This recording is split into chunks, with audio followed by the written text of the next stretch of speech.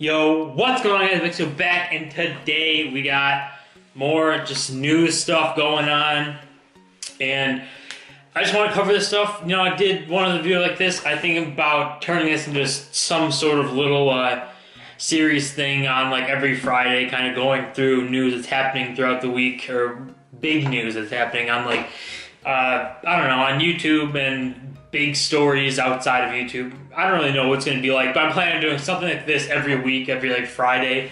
So we'll see. Hopefully I can keep that up. But guys, the first story is insane. Hopefully I can get this video playing for you guys. I'm sure you guys seen it by now, but this apparently was a history teacher was talking about PewdiePie, and the student was recording it, and this teacher, just what he says is insane.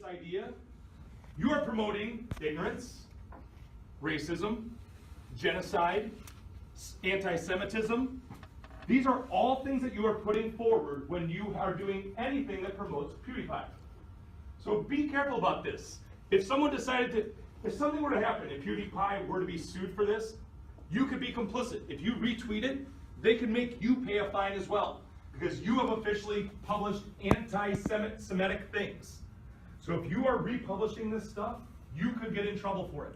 Be very aware that that is a real thing. I don't know how someone could think like this, but it's super like insane. Like, he says that because you retweet a tweet, you're responsible and you can be fined or something, that people can come after you for whatever you retweeted, which is completely insane. I don't know how somebody can think that way. Clearly he doesn't have Twitter, he doesn't use Twitter, doesn't know anything about social media, but that's just to say you're going to be responsible for someone else's tweet just because you retweeted it is insane. And just to make someone act like their tweet will cause, you know, that big of problems, and if you like it or retweet it, that you are becoming part of the problem and actually can be, you know, held accountable for it.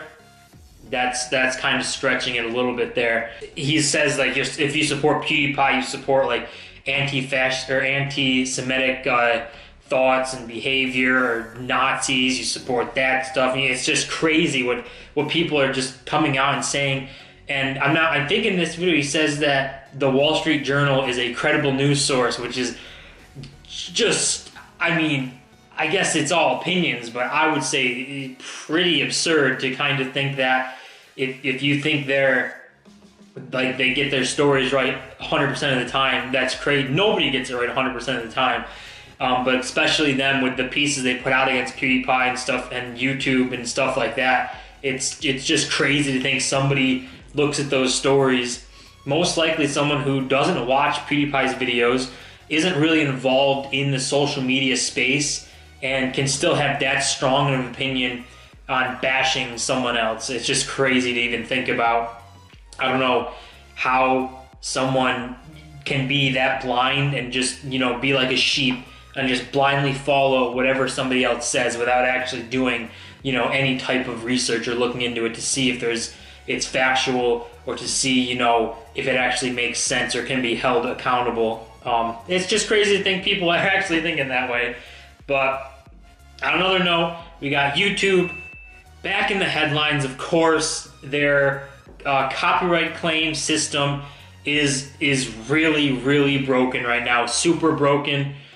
Basically, music is just being flagged left and right because the big companies, they just want to make some money. So if they flag the video, they take all the money from that video and it goes into their pockets. And there's no problem for them to do that. Basically, if they copyright claim your video, they just take all the revenue. And I'm not 100% sure on how it works, but I'm pretty sure if they copyright claim it and they get all the money and stuff, or it turns out that, you know, YouTube decides it wasn't, you know, a claim that could be supported, if they unclaim it, the money they got, they keep. You know, I'm not sure if it works that way or not. Maybe you guys can let me know, but I'm pretty sure it could mean like that. So either way, you know, they just get to make money and just get to keep their stuff. Just make a practice that, you know, really shouldn't be done, which is it's just someone chasing money. So people are looking for this type of stuff and just claiming everything they can. You know, they're just super money hungry instead of actually, you know, doing something the right way. They're just trying to make a quick buck. It's really really a shame to see, and I think that's going to affect definitely going to affect the music industry. Honestly, you know, directly, and they don't even know it, because if you keep claiming YouTubers, you know, music, and trying to take the money from them, obviously all YouTubers are going to do is just stop using music. So your songs and stuff that are blowing up because they're being shared on YouTubers' videos and people hear it and they go and check out the song and they like it and listen to it, you know, add it to their playlist and stuff, that's not going to happen anymore. People are just going to decide that they don't want to deal with the headache anymore, and they'll just won't use music. So music isn't a necessity, you know, it's something to make videos a little bit better. I'm sure I might have, you know, some sort of background music going on right now, but I'm pretty sure, you know, YouTubers go for the copyright free, you know, the free use music stuff, where there's no royalties and claims and stuff. You know, we're not putting Drake as the background music and things. You know, YouTubers know you can't do that. But no matter what you do, you know, music companies are just going to claim it and try and make a quick buck. And it's just going to end up hurting them because, like I said, their music is just not going to be spread around as much, and they're going to stifle their own growth. And one big thing, I don't know whose channel it was, but apparently someone made their own music, their own like track, and a company came and copyright claimed that. So there's just no fairness in this system. If there's all of the responsibility and not responsibility, but like that headache falls onto a YouTuber, because if they get 3 strikes in their channel, your channel gets taken down. You don't have a channel anymore. Whereas the people claiming this video, they don't have any strike system. They don't have anything to lose. If they falsely claim it and they get caught, nothing happens to them, you know. YouTube needs to figure out a way to kind of balance that so that people claiming the videos can't just go around and claim everything because they want to just steal people's money. And I don't know how they would do that. I really have no idea, but they need to figure it out because it's quickly becoming a huge problem in this space. And in final news, guys, I'm sure you've all heard about it. For now, a lot of people have been suing Fortnite, but recently these just crazy things keep coming up. You know, you've heard the backpack kid, he's suing Fortnite for them stealing his dance. It's called the floss. I don't know what it's called in Fortnite, but the floss, and he says, you know, they're stealing it and he wants money now, even though there's a video in, I don't know how long ago it was, but he was talking about how he has no problem with Fortnite keeping the dance in the game. He was just happy it was in the game.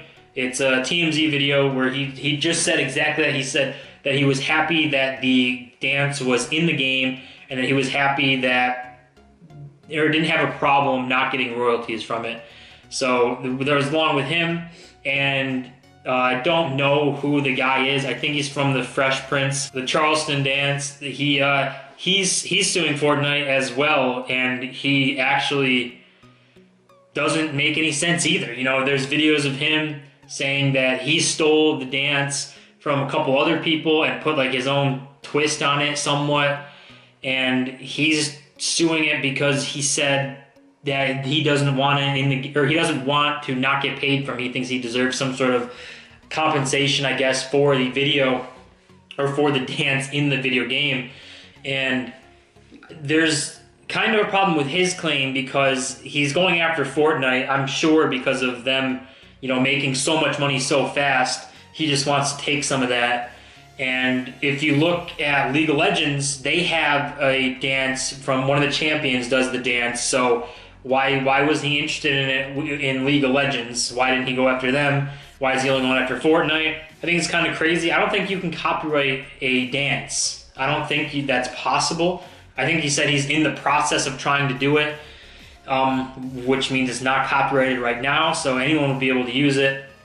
I really don't know how this is going to shape out. I don't think, you know, these guys have a platform to kind of stand out and say, you know, Fortnite's in the wrong. I don't think they have their dances copyrighted. I don't think you can even copyright a dance. And I think they look really bad in the community because everyone just sees them going after money and kind of trying to backpack off of Fortnite's success. If Fortnite wasn't so big and so successful so fast, I don't think they would be suing Fortnite. I don't think they would really mind that much, but because they're so big so fast, now they want a little bit of a piece of it. But guys, that's about it. Those are some of the big stories from the week. The PewDiePie news, that was obviously insane. YouTube needs to fix its copyright claim system. And Fortnite being sued is no big shocker to anyone. It's been happening for a while. But guys, as always, don't forget to comment, rate, subscribe. I love seeing all the support. Really help the channel grow. And I'll see you guys in my next video.